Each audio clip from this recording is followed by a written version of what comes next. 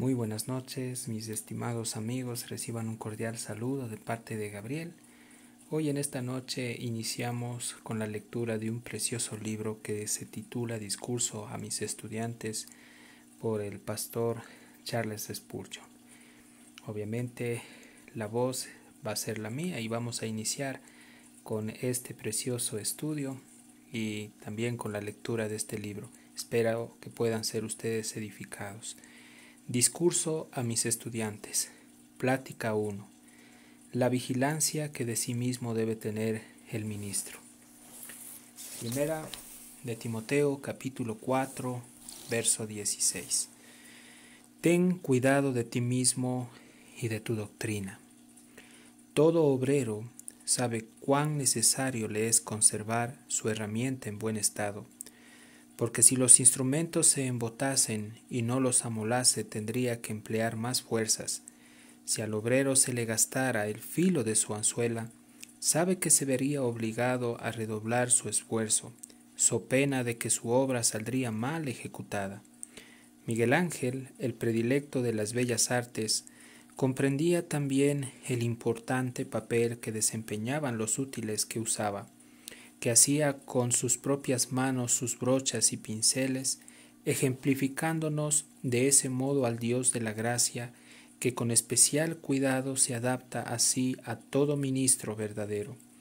Es verdad que el Señor puede trabajar sin el auxilio de instrumento alguno, conforme lo verifica a veces valiéndose de predicadores indoctos para la conversión de las almas, y también lo es que puede obrar aún sin agentes, como lo hace cuando salva a los hombres sin ninguna clase de predicadores, aplicando la palabra directamente por medio de su Santo Espíritu. Pero no podemos considerar los actos soberanos y absolutos de Dios como regla para normar los nuestros. Él puede, supuesto lo absoluto de su carácter, obrar como mejor le plazca, pero nosotros debemos hacerlo según nos lo preceptúan sus más claras dispensaciones.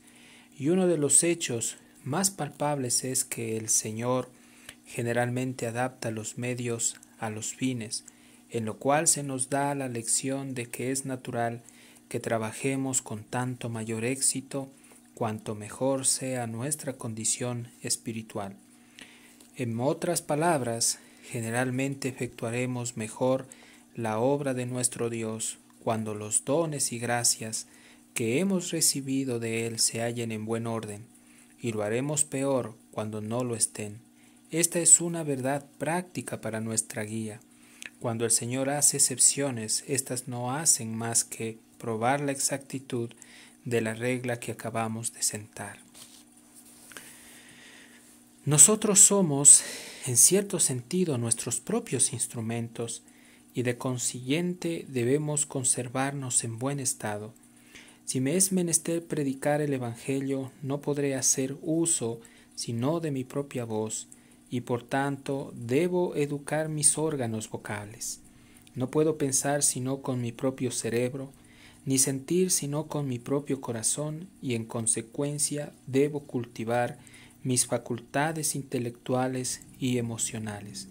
No puedo llorar y sentirme desfallecer de ternura por las almas, sino en mi propia naturaleza renovada, y por tanto debo conservar cuidadosamente la ternura que por ellas abrigaba Cristo Jesús. En vano me será surtir mi biblioteca, organizar sociedades, o proyectar estos o aquellos planes si me muestro negligente en el cultivo de mí mismo, porque los libros, las agencias y los sistemas son sólo remotamente los instrumentos de mi santa vocación. Mi propio espíritu, mi alma y mi cuerpo son la maquinaria que tengo más a la mano para el servicio sagrado. Mis facultades espirituales y mi vida interior son mi hacha de armas y mis arreos guerreros. Macraen escribió a un ministro amigo suyo que andaba viajando con la mira de perfeccionarse en el alemán, usó un lenguaje idéntico al nuestro. Sé que te aplicarás con todo empeño al alemán, pero no eches en olvido el cultivo del hombre interior, quiero decir del corazón. cuán diligentemente cuida el oficial de caballería de tener su sable limpio y afilado, frotándole con tal fin cualquiera mancha con el mayor cuidado. Recuerda, eres una espada de Dios, instrumento suyo, confío en ello, y un vaso de elección para llevar su nombre. En gran medida, según la pureza y la perfección del instrumento, será el éxito. ¿No bendice Dios los grandes talentos tanto como la semejanza que se tiene con Jesús? Un ministro santo es un arma poderosa en las manos de Dios. Para el heraldo del Evangelio, el estar espiritualmente desarreglado en su propia persona es tanto para él mismo como para su trabajo una verdadera calamidad. Y con todo, hermanos míos, cuán fácilmente se produce tal mal, cuánta vigilancia por lo mismo se necesita para prevenirlo. Viajando un día por expreso de Petersburgo, nos vimos repentinamente detenidos a consecuencia de haberse roto un pequeño tornillo de una de las dos bombas que virtualmente constan en las locomotoras empleadas en los ferrocarriles. Y cuando de nuevo nos pusimos en camino, tuvimos que avanzar al impulso de un solo embolo que funcionaba en lugar de los dos. Solo un pequeño tornillo se había inutilizado y si ese hubiera estado en su lugar, el tren hubiese andado sin pararse todo su camino. Pero la falta de esa insignificante pieza de hierro desarregló todo lo demás. Se dice que un tren se paró en uno de los ferrocarriles de los Estados Unidos con motivo de haberse llenado de moscas los depósitos de grasa de las ruedas de los carros. La analogía es perfecta. Un hombre que bajo todos los conceptos posea las cualidades necesarias para ser útil, puede, por algún pequeño defecto que tenga, sentirse extraordinariamente entorpecido o reducido en un estado absoluto de incapacidad. Semejante resultado es de sentirse en extremo por estar relacionado con el Evangelio, que en el sentido más alto está adaptado a producir los mejores resultados. Es cosa terrible que un bálsamo curativo pierda su eficacia debido a su impericia del que lo aplica. Todos vosotros conocéis los perjudiciales efectos que con frecuencia se produce en el agua que corre por cañerías de plomo, pues de igual modo en frecuencia se produce con el Evangelio mismo al correr por los hombres espiritualmente dañados. Puede perder su mérito hasta el grado de hacerse perjudicial a sus oyentes. Es de temerse que la doctrina calvinista se convierta en la enseñanza peor, si se predica por hombres de vida poco edificante y se presenta como una capa que puede cubrir toda clase de licencias, y el arminianismo, por otra parte, con su amplitud en ofrecer la misericordia, puede causar un serio daño a las almas si el tono ligero del predicador da lugar a que sus oyentes crean que pueden arrepentirse cuando les plazca, y que de consiguiente no hay urgencia en acatar desde luego las prescripciones del mensaje evangelístico.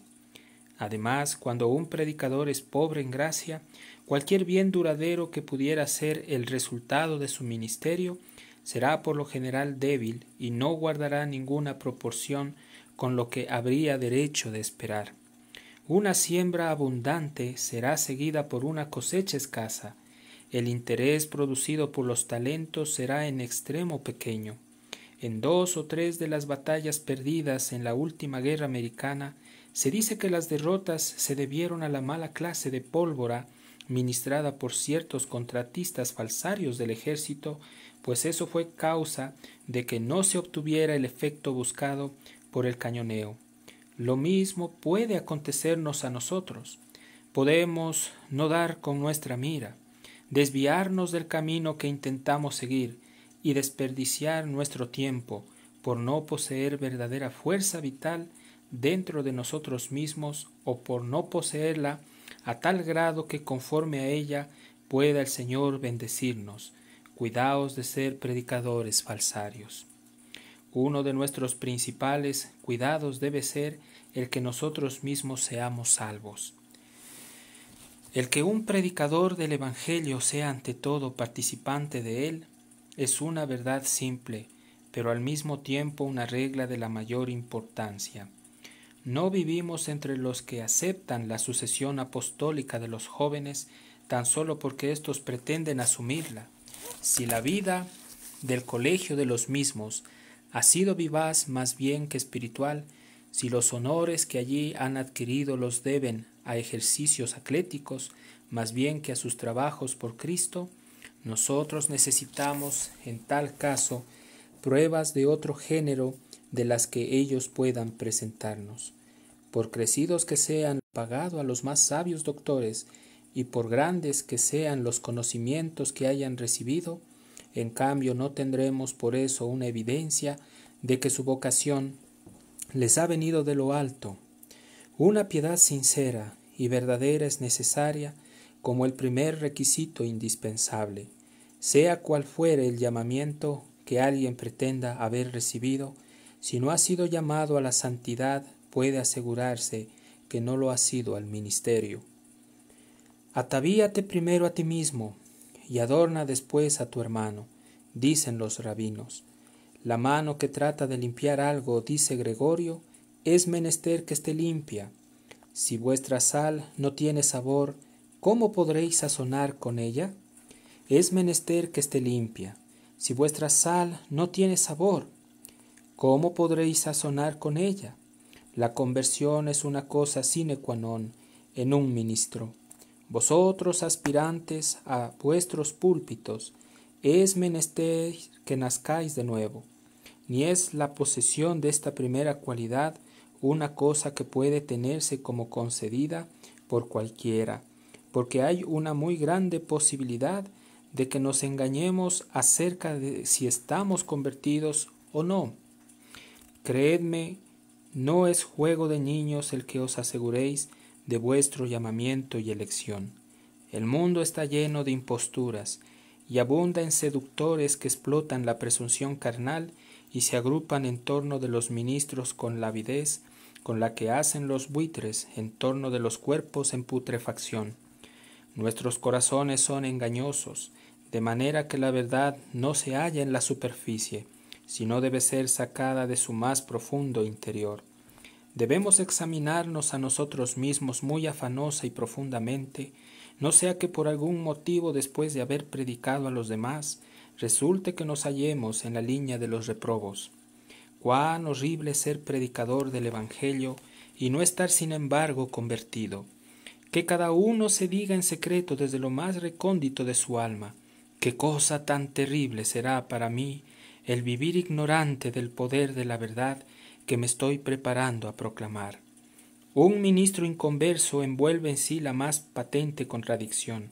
Un pastor destituido de gracia es semejante a un ciego elegido para dar clases de óptica, que filosofará acerca de la luz y la visión, disertará sobre el asunto y tratará de hacer distinguir a los demás las delicadas sombras y matices de los colores del prisma, estando él sumergido en la más profunda oscuridad. Es un mundo nombrado profesor de canto, un sordo a quien se pide que juzgue sobre armonías. Es como un topo que pretendiera educar aguiluchos, como un leopardo elegido presidente de ángeles. A un supuesto de tal naturaleza se le podría aplicar las más absurdas metáforas, si el asunto de suyo no fuere tan solemne. Es una posición espantosa en la que se coloca un hombre que emprende una obra para la ejecución de la cual es entera y absolutamente inadecuado. Pero su incapacidad no lo exime de responsabilidades, puesto que deliberadamente las ha querido asumir. Sean cuales fuesen sus dotes naturales y sus facultades mentales, nunca será el ministro a propósito para una obra espiritual, si carece de vida espiritual, y en ese caso cumple a su deber cesar en sus funciones ministeriales mientras no adquiera la primera y más simple de las cualidades que para ello se han de menester. El ministro inconverso asume un carácter igualmente horroroso en otro aspecto.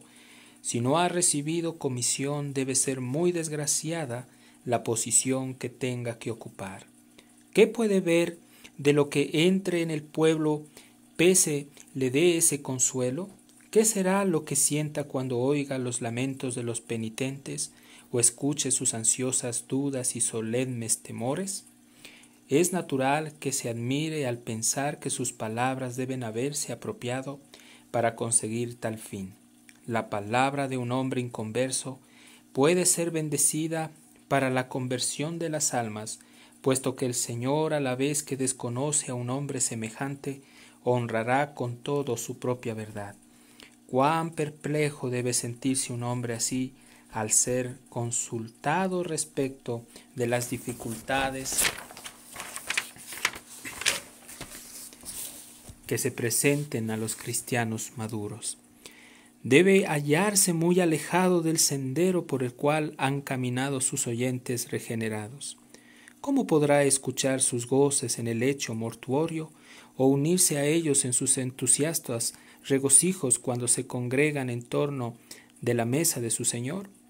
Muchas veces ha sucedido que los jóvenes destinados a un oficio que no cuadra con su carácter han huido al mar, prefiriendo esto a continuar en negocios para ellos enfadosos. Pero ¿a dónde huirá el que ha comprendido su vida, todo este santo llamamiento, y está sin embargo totalmente sustraído al poder de la piedad?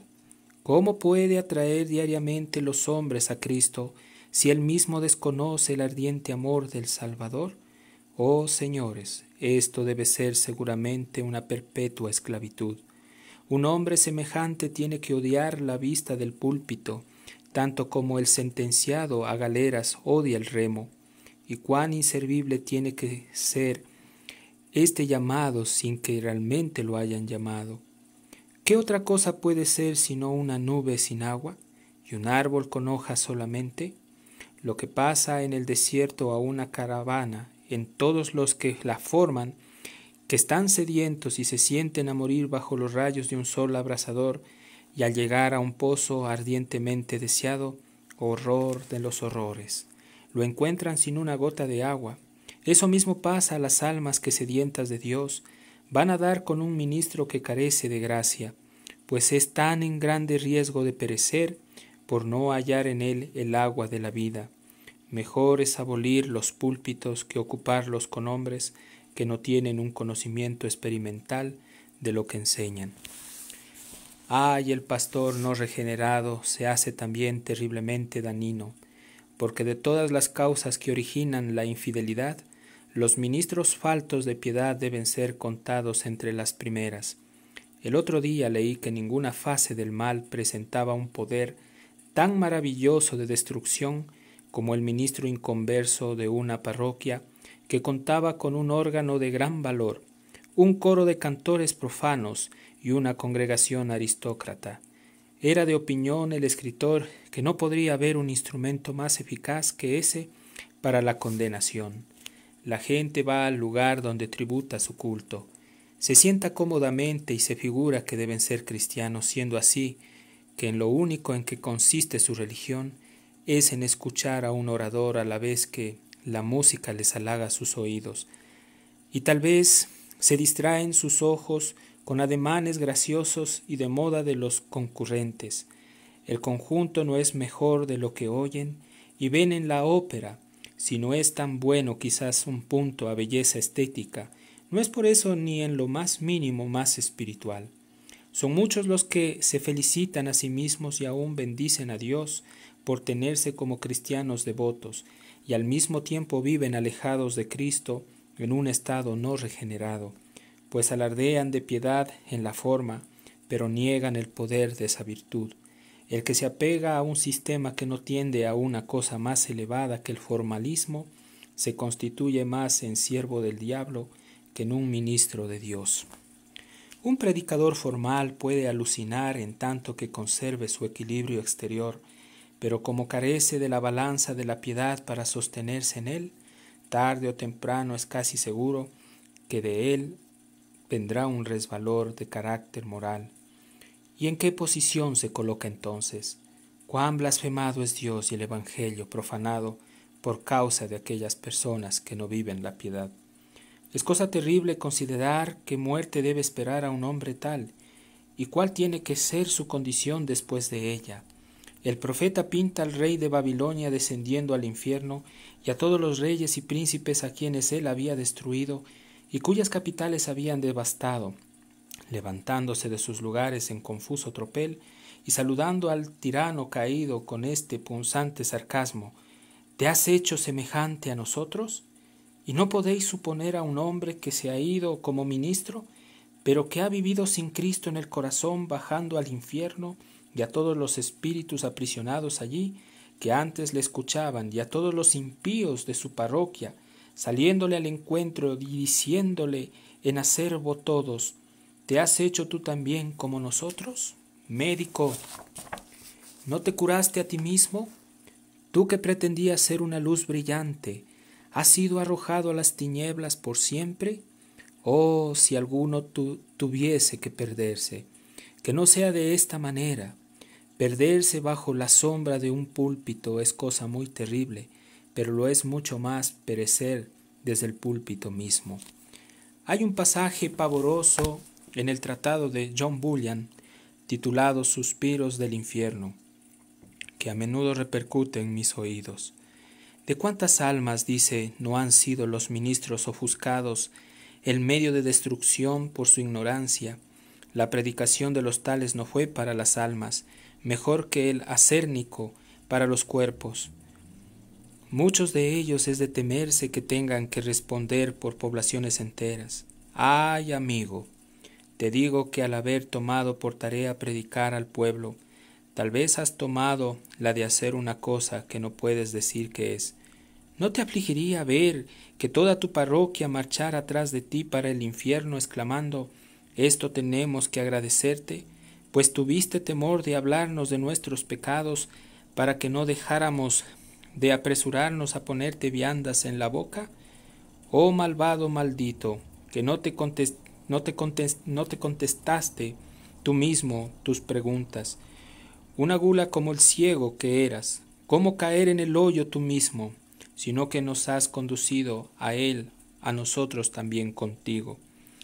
Richard Baxter, en su Pastor Reformado, entre otras muchas solemnes cosas, escribe lo que sigue: tened cuidado de vosotros mismos, no sea que os halléis faltos de esa gracia salvadora de Dios que ofrecéis a los demás, y seáis extraños a la obra eficaz del Evangelio que predicáis, y no sea que a la vez que proclamáis al mundo la necesidad de un Salvador, vuestros corazones le vean con menosprecio, y carezcáis de interés en él y en sus salvadores beneficios. Tened cuidado de vosotros mismos, repito, no sea que perezcáis a la vez que exhortáis a otros a que se cuiden de perecer, y no sea que os muráis de hambre a la vez que preparáis el alimento, aunque se haga la promesa de que brillarán como estrellas aquellos que vuelven a muchos al camino de la rectitud. Esto es en el supuesto de que los tales hayan vuelto primero ellos mismos a Dios. Y no podría ser de otra manera, porque semejantes promesas se hacen. Su propia sinceridad en la fe, en la condición de su gloria, simplemente considerada, si bien sus grandes trabajos ministeriales pueden ser una condición de la promesa de su gloria mayor, muchos hombres han amonestado a otros para que no vayan al lugar de tormentos, al cual ellos mismos, sin embargo, se apresuran a ir. Se hallan ahora en el infierno muchos predicadores que centenares de veces han exhortado a sus oyentes a poner el mayor cuidado y una diligencia suma en evitarlo. ¿Puede racionalmente imaginarse que Dios salve a los hombres tan solo porque éstos ofrezcan la salvación a los demás, a la vez que la rehúsan para sí, y porque comuniquen a otros aquellas verdades que por su parte han visto con descuido y menosprecio? Andan vestidos de andrajos muchos sastres que hacen ricos trajes para otros, y apenas pueden lamerse los dedos algunos cocineros que han aderezado para los demás platillos suculentos. Créelo, hermanos, Dios nunca ha salvado a nadie porque haya sido predicador, ni porque haya tenido habilidad para ello, sino porque ha sido un hombre justificado y santificado, y en consecuencia fiel en el trabajo de su Señor. Cuidad, por tanto, de ser primero aquello que persuadís a otros que sean. Creed en lo que diariamente los persuadís a que crean, y hospedad en el corazón al Cristo y al Espíritu que ofrecéis a los demás. El que os mandó que amareis a vuestros prójimos como a vosotros mismos implicó en ese precepto el de que os amaseis a vosotros mismos, y no odiaseis ni destruyeseis tanto a vuestras personas como a ellos. Hermanos míos, que estas importantes máximas causen en vosotros el efecto debido, no puede haber necesidad seguramente de agregar nada más, pero permitidme os ruegue que os examinéis vosotros mismos, para que así hagáis buen uso de lo que sobre este particular os llevo dicho.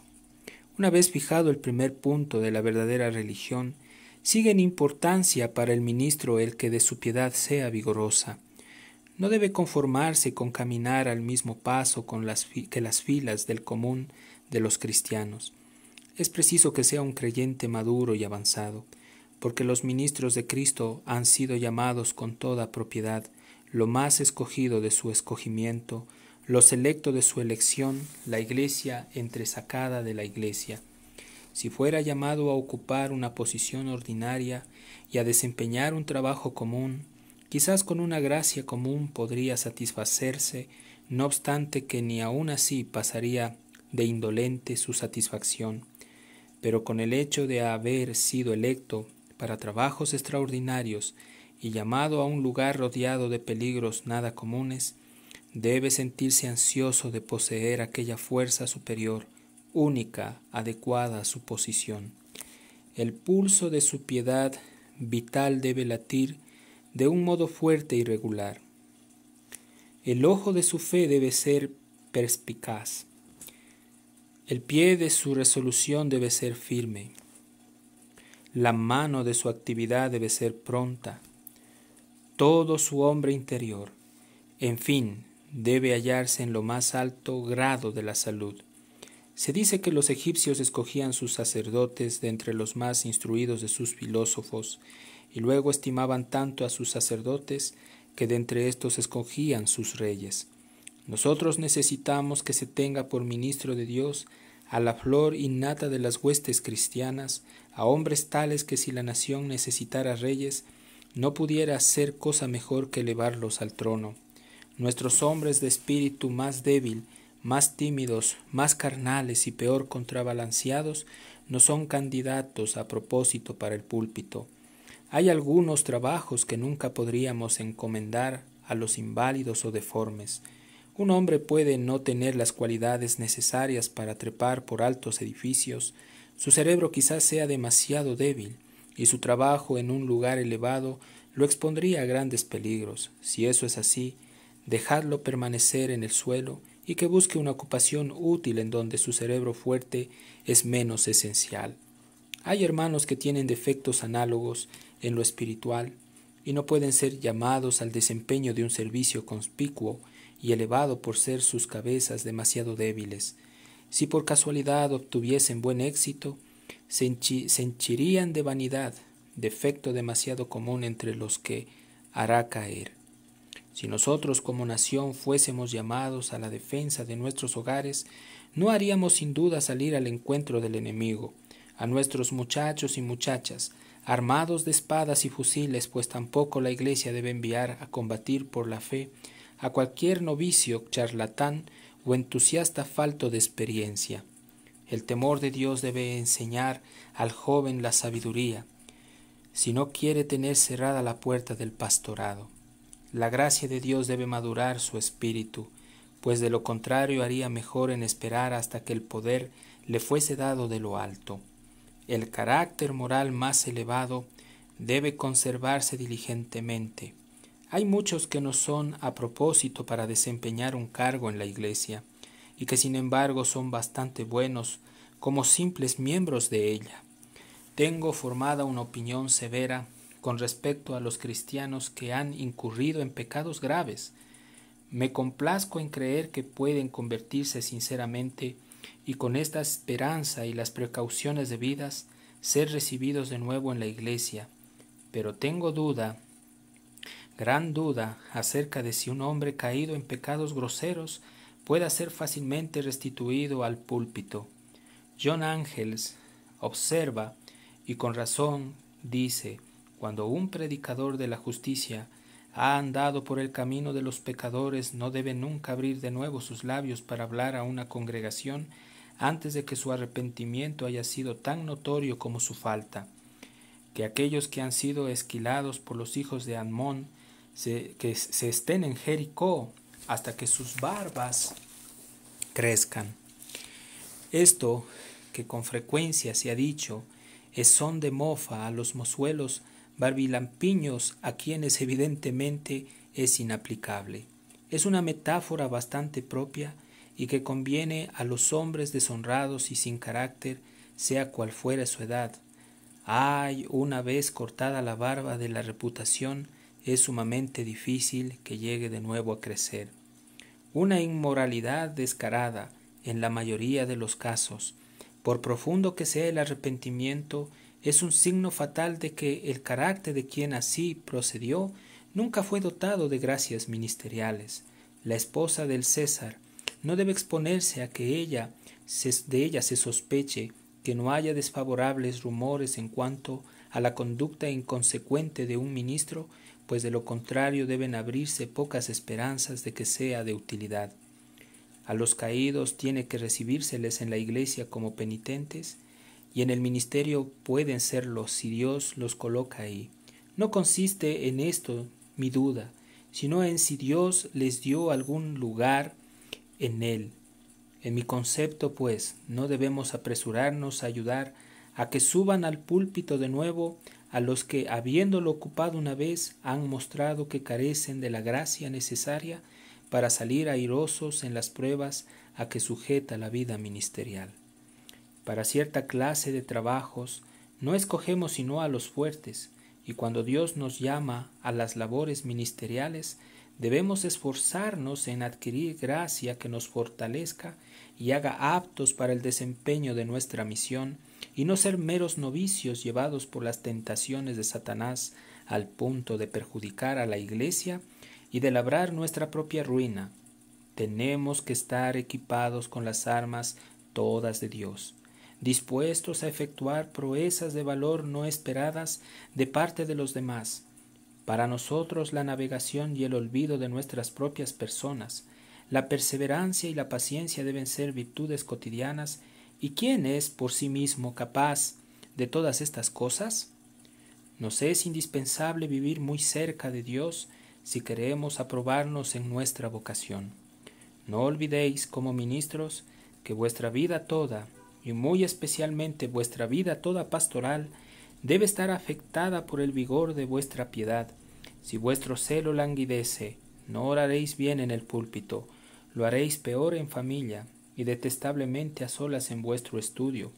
Al enflaquecer vuestra alma, vuestros oyentes, sin saber cómo o por qué, hallarán que vuestras oraciones en público les son poco edificantes, y conocerán vuestra tibieza quizás antes de que vosotros mismos la notéis. Vuestros discursos pondrán después en relieve vuestros decaimientos espirituales. Bien podréis valeros de frases tan escogidas y periodos tan correctos como en tiempo lo hacíais antes. A pesar de todo, se os echará de ver una pérdida notable de fuerza espiritual. Haréis impulsos como en otras veces, tan vigorosos cual los mismos son así igual a los de Sansón, pero hallaréis que vuestra grande fuerza se ha acabado. En vuestra comunicación diaria con vuestro pueblo, no tardará éste en percibir el menoscabo de vuestra gracia, que en todo se hará patente. Ojos perpicaces verán los cabellos canos allí, muchos antes que vos lo hagáis. Que un hombre se vea hecho víctima de una enfermedad del corazón, y cuántos males hay que irán envueltos en ella. del estómago, de los pulmones, de las entrañas, de los músculos, de los nervios, de todo, en fin, padecerá, de la misma manera que se le debilite a un hombre el corazón en cosas espirituales. Y muy en breve su vida entera caerá bajo la marchitadora influencia de ese mal. Además, como resultado de vuestros oyentes, tendrán más o menos que sufrir los más vigorosos, de entre ellos podrán quizás sobreponerse a esa tendencia depresiva, pero los más débiles se verán seriamente perjudicados. Sucede con nosotros y nuestros oyentes lo que con los relojes de bolsillo y el reloj público y el de vuestro propio uso anduviese mal, con excepción de su respectivo dueño. Pocos se engañarían por su causa, pero si el de un edificio público tenido como cronómetro llegare a desgarrársele, una buena parte de su vecindario desatinaría en la medida del tiempo. No es otra cosa lo que pasa con el ministro. Él es el reloj de su congregación. Muchos regulan su tiempo por las indicaciones que él hace, y si fuere inexacto, cuál más, cuál menos, todos se extraviarían, siendo él en gran manera responsable de los pecados a que haya dado ocasión. No podemos soportar el pensar en esto, hermanos míos. No tendremos al hacerlo ni un solo momento de consuelo, mas sin embargo no debemos omitirlo a fin de estar en guardia contra semejante mal. Debéis tener presente también que nos es menester una piedad muy vigorosa, porque el peligro que corremos es mucho mayor que el de los demás. Sobre todo, no hay ningún lugar tan asaltado por la tentación como el ministerio. A pesar de la idea popular de que esta es nuestra forma predilecta de poder trabajar, viene la tentación de perecer si nosotros no velamos constantemente. El lugar que ocupamos puede ser ventajoso por su altura, pero esa misma altura es peligrosa, y para muchos no ha sido el ministerio sino una roca de tropiezo. Si nos preguntaseis cuáles son esas tentaciones, podría faltarnos tiempo para particularizárnoslas, pero os diremos que entre otras se hallan las más groseras y las más refinadas. A las primeras pertenecen la indulgencia, con que nos juzgamos al aceptar y hacer los honores a una buena mesa, a lo cual nos vemos muy a menudo invitados entre un pueblo hospitalario, y las tentaciones de la carne, que sin cesar acometen a los jóvenes solteros, enaltecidos y admirados por el bello sexo. Mas creo haber dicho bastante. Vuestras propias observaciones os revelarán bien pronto miles de celadas, a menos que vuestros ojos se hayan cerrado a la luz. Hay lazos más secretos que estos, de los cuales menos fácilmente podemos escapar, y de ellos el peor es la tentación al ministerialismo, es decir, la tendencia a leer nuestras Biblias como ministros, a orar como ministros, a dar en suma en hacer todo lo concerniente a nuestra creencia, como si eso no incumbiera a nuestras personas, sino de un modo puramente relativo. Perder la personalidad en el arrepentimiento y en la fe es por cierto perder mucho. Nadie, dice John Owen, predica su sermón bien a otros si no se lo predica primero a su propio corazón. Hermanos, es sumamente difícil observar esta máxima. El cargo que desempeñamos, en vez de avivar nuestra piedad, como algunos aseguran, se convierte, debido a la maldad inherente a nuestra naturaleza carnal, en uno de sus más serios estorbos. Al menos así lo juzgo por experiencia. Como debate uno y lucha contra el oficialismo, y sin embargo cuán fácilmente nos acosa. Es como una larga vestidura que se enreda en los pies de uno que va a correr y le impide hacerlo. Precaveos, queridos hermanos, de esta y de todas las otras seducciones de vuestra vocación, y si lo habéis hecho así hasta ahora, continuad en vigilancia hasta la última hora de la vida. Hemos hecho notar uno de los peligros, pero a la verdad hay de ellos una legión. El gran enemigo de las almas toma el mayor empeño en no dejar ni una piedra sin voltear para la ruina del predicador. Tened cuidado de vosotros mismos, dice Baxter, porque el tentador hará su primera y más furiosa embestida contra vosotros. Si sois los gulas que le salís al frente, no dejará de acometeros sino en los casos que Dios no se lo permita. Os pone las mayores acechanzas porque tenéis por misión causarle el daño mayor. Como él odia a Cristo más que a ninguno de nosotros por ser Jesús el general del campo y el capitán de nuestra salvación, y quien hace más que el mundo entero contra el reino de las tinieblas, es esta la razón que tiene para fijarse en los caudillos que militan bajo las banderas del Salvador, más que en el común de los soldados, que igualmente lo hacen según su proporción. ¿Sabe cuánta confusión puede introducir en el ejército si los jefes caen ante su vista? Ha procurado siempre la manera de combatir contra estos y no precisamente contra los muy grandes o muy pequeños, comparativamente, y la de herir a los pastores para poder dispersar el rebaño. Y es tan grande el éxito que ha alcanzado de este modo, que seguirá su táctica hasta donde pueda. Tened cuidado, por tanto, hermanos míos, porque el enemigo os mira con especial atención. Seréis objeto de sus más sutiles insinuaciones incesantes, solicitaciones y violentos asaltos. Por sabios y eruditos que sean, tened cuidado de vosotros mismos, no sea que supere el ingenio que pensáis tener. El diablo es más instruido que vosotros, y más diestro disputador, puede transformarse en un ángel de luz para engañarlos. Se introducirá en vosotros y os echará las zancadillas antes que os pongáis en guardia. Hará de juglar con vosotros sin descubrirse. Os persuadirá de vuestra fe o inocencia, y no sabréis que las habéis perdido. Mas aún os hará creer que las poseéis en mayor grado, cuando ya no las tengáis. No veréis ni el gancho ni el sedal, muy menos el mismo sutil pescador, cuando él os ofrezca en cebo incitador, y sus hazañazas serán tan adecuadas a vuestro temperamento y disposición, que llevará por seguro hallar auxiliares suyos en vosotros mismos, y hacer que vuestros propios principios e inclinaciones os traicionen. De esa manera, siempre que os arruine, os hará el instrumento de vuestra propia ruina. Oh, qué conquista pensará haber hecho, si puede volver a un ministro perezoso e infiel, si puede inducirlo a la codicia y al escándalo. Se gloriará contra la iglesia y dirá: estos son vuestros santos predicadores, ved cuál es su gravedad afectada y a dónde están los que lo llevarán. Se gloriará también contra el mismo Jesucristo y dirá: estos son tus campeones. Puedo hacer que los principales de entre tus siervos se mofen de ti. Puedo hacer infieles a los mayordomos de tu casa. Si él así insultó a Dios partiendo de un juicio falso, diciéndole que podría hacer que Job blasfemara en su rostro. Job, verso 5. ¿Qué no haría si él ha hecho prevalecerse contra nosotros? Y por último, le serviríais de irrisión por haber podido arrasaros, a ser falsos respecto al gran depósito que os había confiado, a manchar vuestra santa profesión y a prestar un positivo servicio a vuestro mayor enemigo.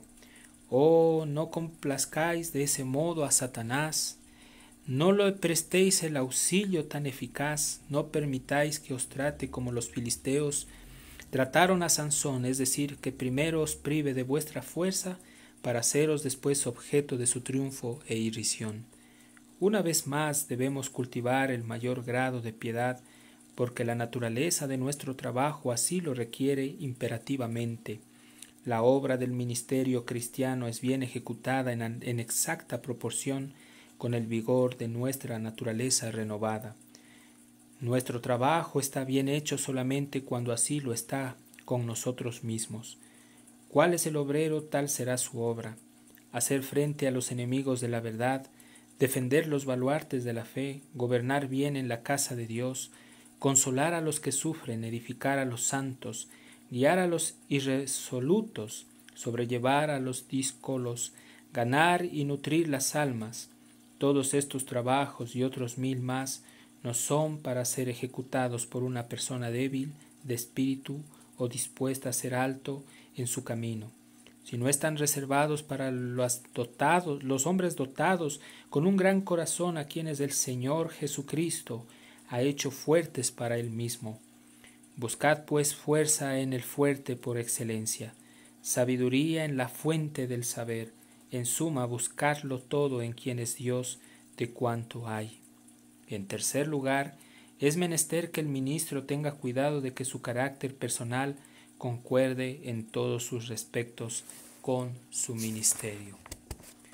Le damos gracias a Dios por esta lectura que hemos compartido de este primer discurso de nuestro querido hermano Charles Spurgeon, un predicador que compartió la palabra hace más de 100 años en Inglaterra, y donde él predicaba en la iglesia, el tabernáculo metropolitano.